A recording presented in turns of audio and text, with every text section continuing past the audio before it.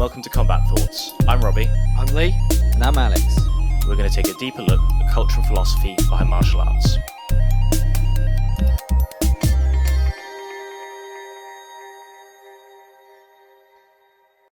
All right, man. So, welcome to another installment of Polaris 17 athlete interviews. Today, I'm joined by none other than man like Jed Hue. We've had him on the podcast before for the Polaris Squads 3 event, and two things have changed since that time. One is that he had a mad performance. Everyone loved it. And two, he became a black belt. Sure. So let's start with the first one, man. How are you? What it's been some time now since the event. How are you feeling about it? How have things changed since the event? Yeah, it was a really good event. Managed to get some really good matches. When I get some really good guys, got to test myself against some of the best guys in the world. Had a pretty good performance. Like, I didn't lose, I didn't win, but I still put on a show for everyone. Everyone seemed to have liked it. I did pretty well. Look forward to hopefully running it back again. Hopefully with a couple of the guys there. Nothing really changed really, apart from maybe the fact that now I'm getting better matches.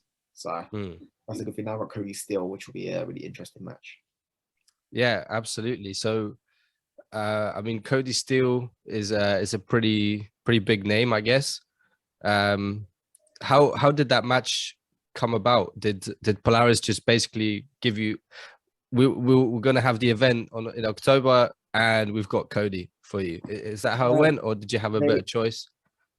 Originally, I had two other opponents who I would have loved to have a match with, but unfortunately neither of them could do it. So Kody was like the third guy they offered me, but I agreed to all the matches. So he was the third option, but the first two were really good options as well, but they couldn't make it over. So Kody was the third option, and honestly still very good match for me, so I'm pretty happy. Yeah, awesome. Are you particularly strategizing for Kody in any way? You're not really worried about it, you just sort of doing your training and seeing how it goes? Strategy doesn't really change too much. I know roughly what his game is like. I know what he's good at, what he's weak at. So a little bit of strategy going into it, thinking I know what he's going to do and I know what to do to beat him, but nothing really changes, to be honest. And are you luckily now in the UK, we're not in lockdowns anymore and stuff, so we can train fairly easily. How are you finding the training? You're also now kind of an owner of a gym, and you're teaching a lot. So how are you finding the training actually? Training has been really good. Apart from recently, I've had a little bit of an injury, so I've been able to train for the last few weeks. Before that, obviously, was very good. Just training with my own squad, so it's been really good. But I've been able to train for the last 3 weeks, and I'm not really going to be training before the Polaris. Like, I'm not going to train this week. I'm not going to train the whole of next week before Polaris. So I'm basically going to go into this match and no training for a month. Okay. But not much is really going to change. My skill level is not going to change in that time, because my cardio might not be quite as good. But I'm just going to brace myself, and honestly, I'm better. So that will shine through the match, and I'll still submit him. Yeah, I think it's definitely visible. Like, every time you go in for a match, your level keeps going up. What do you think the key to that is? Because I guess, are you training at London Grapple as well, or are you pretty much exclusively at Elite at this point? Yeah, I train at London Grapple very rarely, but at the moment I'm just basically training with my own squad at Elite. I do go to London Grapple every couple of months, but not really that often, so I wouldn't really say I'm training there. It's just mainly at Elite with my own squad, to be honest. Cool, that's fair. Yeah, and and so yeah, the second bit with the black belt, what was that a surprise to you when Ross came out and gave you the black belt? No, because he wanted to give it to me for a while. He was supposed to get his second degree last year, and obviously when you get your second degree, you can promote to black belt. Okay. Last year December, and he didn't get it until August, early August. So literally once he got his second degree, he messaged me like, oh, like it's your time. And I was like, oh, okay, cool. And then yeah, got my black belt. That's cool.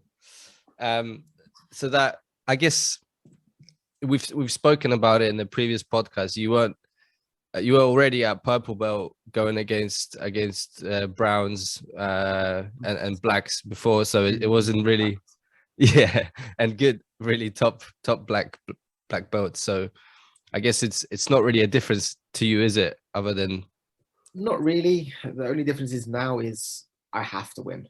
Before it was like when I'm like a colored belt, purple brown going against black belt, there's no pressure on me because I'm a colored belt going against a black belt. Even though I put pressure on myself to win, there's no pressure from people outside. Now that I'm a black belt, I'm expected to win. And to be honest with you, I expect myself to win anyway. So there's not much difference apart from now Sure. I really have to win.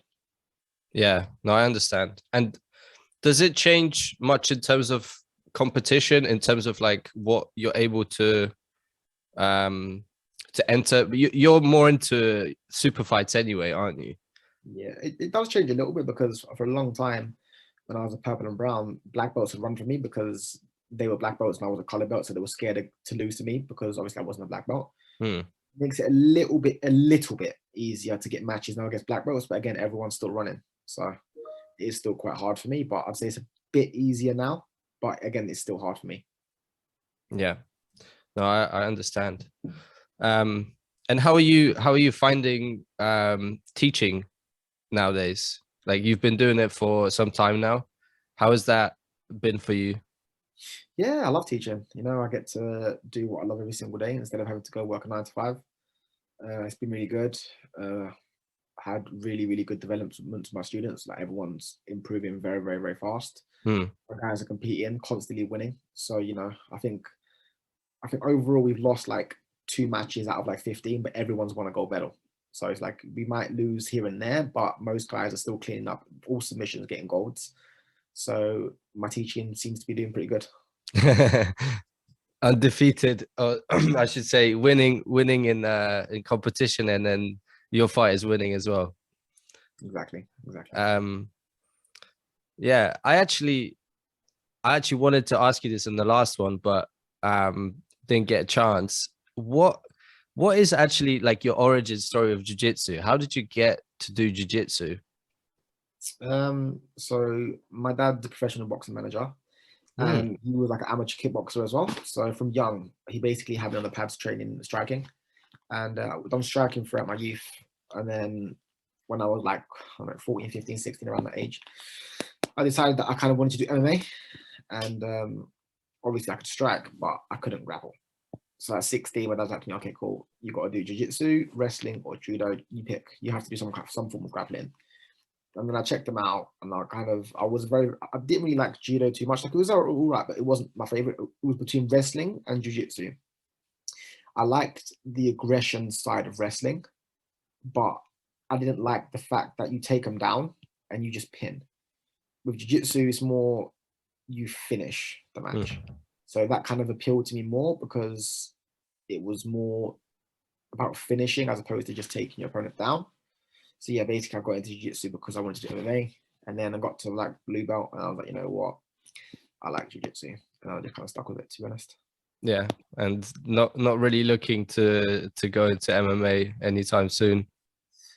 Not really. The possibility is always there because my striking's still good as well. I just need to just sharpen it up a bit more.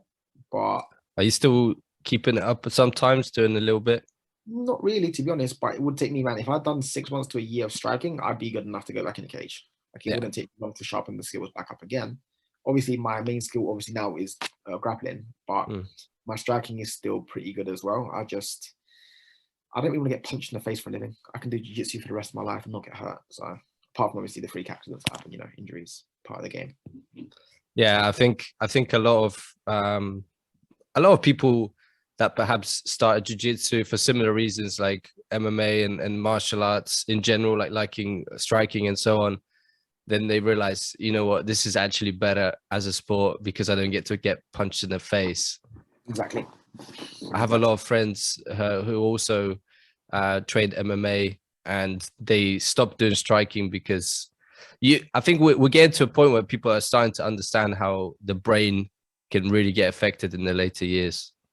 100%. Like you see all these boxers and what happens to them over years and years and years of just taking blows to the head. Like, look, there's a chance nothing will happen, you're good, but it's always still a risk of something happening in your older age. And with jiu-jitsu, I feel like I can do this till I'm 60, 70, maybe even 80, and still be able to do it every single day.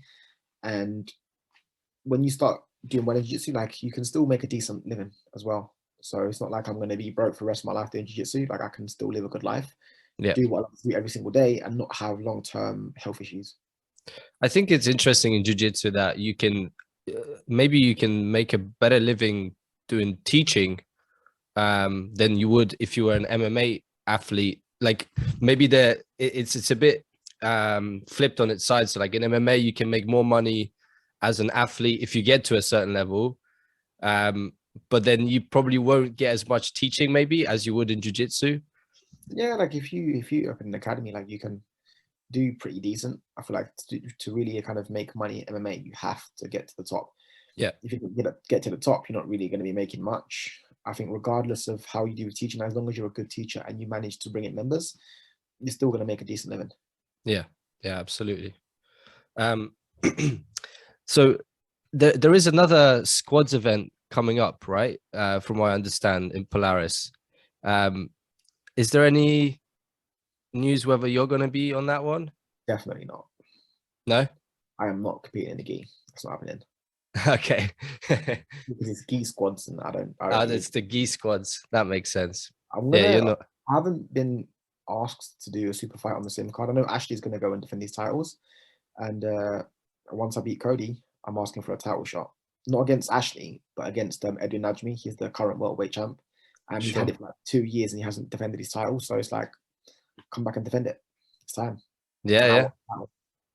Awesome. And you're staying pretty true to Polaris. Would you ever this is what's interesting. You don't get many European fighters going to like WNO or like, oh, well, we had Tom Halpin going to combat jiu-jitsu actually. Yeah. Have you been offered any of that kind of stuff? Nothing. If I was offered, I'd probably do it, but yeah, I haven't been offered. But eventually, I will get onto the shows. It's just obviously it's an American show who favor building up the Americans, which makes sense, I suppose. Like, there's no benefit for them to kind of build up European talent. But when I start beating everyone and start beating all the Americans, then maybe I'll get my shot. I don't know. We'll see. Yeah, I feel like the Polaris Squads 3, you like going against people like Roberto Jimenez and gosh, I forgot his name, the blonde guy. You like, I think you showed quite a bit there. So for sure that your name is getting up there to a level I think you probably will get offered those kinds of competitions. Hopefully, but I've got a few more things to do. Like if I beat Kody, if I'm able to get a shot at Edwin's title, beat Edwin, then maybe win the trials next year. If I take out some of the best Americans and win the European trials, I don't feel like there's any reason why I shouldn't. You need to. Yeah, because you was there a reason? Was it sort of the injury and maybe the Polaris that you didn't do the trials just now? Yeah, just because I'm injured. That's it. Only reason. Yeah. I love Polaris, but ADCC is my main goal. Like I love doing Polaris and I always compete on Polaris, but my goal is to become an ADCC world champion. That's my main aim. So the trials is the most important thing to me, but unfortunately I got injured just before the trials, so I wasn't able to go. Yeah, and it's interesting that ADCC is much more important for Nogi than IBJJF. Like everyone cares a lot more about the ADCC from just for the competitors' standpoint. They care more about it than IBJJF. What do you think that is? Rule set. I think IBJJF has only just kind of changed to allow heel hooks now because they started money, because they understood that every good submission grappler in no-gi likes leg locks, and they've been so left behind for so long that they started losing all their best guys for ADCC. And now they realize they're losing all this money. So they're like, you know what? We're going to change the rules so we can actually start bringing guys back in. And it's worked. They've started bringing higher level guys back into the IBJJF competitions. Another reason is ADCC every 2 years. Mm. Jeff is every year. There's something different about when it's like the Olympics, right? Yeah. Why is it so prestigious as well? Like, you don't get to become an Olympic champion every year. It's every 4 years. So ADCC is like our version-ish of the Olympics. So it's like, it's more, honestly, it's just more prestigious than the IBJJF to win it. At the same time, you just can't win it as many times. So it's just that you want it that much more. That's just how I think of it, to be honest. No, I think that makes a lot of sense. So you think hopefully if no injury, then it would be, I guess it would be not next year, the year after. That would be the trials, or Next year, May. next year. Because there's 2 European trials every time. Ah, of course. Yes. Yeah. So Awesome. next year, May will be the second European trials. Mm. And you guys, this match with Kody, it's a catch weight, right? It's a 80. No, 80. it's just I don't know why on the website it says catch weight. That's it. Yeah. I don't know. It's 80 kg. I like fine 80 kg anyway, because I'm mostly walking around at 80, but I'm a little bit light at the moment. I'm like 77 at the moment. Mm. I mostly ask for my matches at 80 anyway, because I don't like to cut weight. Like, I don't really enjoy cutting weight, so I'd rather just fight at the weight I am instead of having to cut like 75 like I did for the squads. Like, I'll do it if I have to, but I'm not a fan of cutting weight. And this is not a big thing why I don't even do MMA, is the weight cuts. Mm. So yeah, I don't particularly enjoy cutting weight because I'm a bit of a fat boy who likes food. So yeah, I ask for most of my matches at under 80 for any super fights. And ADCC trials, obviously, or ADCC worlds, I'll be 77, which is basically what I'm sitting at now. Cool. Yeah, so that's not bad at all. Yeah. Cool, man. So I've been adding some extra bits to these interviews now. Mainly it's just some at the end of the interview doing some rapid fire questions. Okay. So just a bit of fun, nothing, just a bit silly. So the first question, I totally know the answer to this, but I'm going to ask it anyway. Gi or no gi? No gi. Actually, I haven't asked this question before, but you made me think about it when you said you're a fat boy that likes food. What's your favorite food? Oof, what? Anything. Anything, like, you know, one specific type. Like for me, it would be, I think, burgers. Like I like burgers the most. We love a good burger, but I'm a very, very, very big fan of just meat and rice. Cool. Like, my dad's Chinese and Jamaican, so I've grown up a lot on these kind of foods, like just heavy meat with just loads of carbs. Whoa, Chinese and Jamaican. Yeah, I'm mixed race, man. That's amazing. Is that your dad, or is that your mom's Chinese and your dad's Jamaican? No, my dad's Chinese, Jamaican. My mom's English and Turkish. Wow, that's amazing. I guess that's London for you, man. That's very amazing. Annoying. Yeah, it's cool. What are your top 3 films or books? If you read books as well, you can give those. I don't really read too much books, if I'm honest. I'm starting to do a little bit more now, but I'm very, very big movie fanatic. Yeah. Top 3 movies. Oof, I like Braveheart. Nice. Really good movie. Get Rich or Die Trying. 50 Cent's movie. Hell yeah. What else would I put? Oh, Last Samurai. Oh, that's a great film. Great soundtrack as well. Yeah. Love that. I'm thinking of just so many movies now as well. All right, let's do top 5. Let's do top 5 because you're not doing books. Yeah. Gladiator's up there with Russell Crowe. Hell yeah. You think? And I'm going to put in Guardians of the Galaxy. I love that film, man. Guardians of the Galaxy is really good. It's the best Marvel film for me, man. Yeah, honestly, by far. Sweet. What is your favorite athlete of all time? Doesn't have to be jiu-jitsu, but can be if you want to.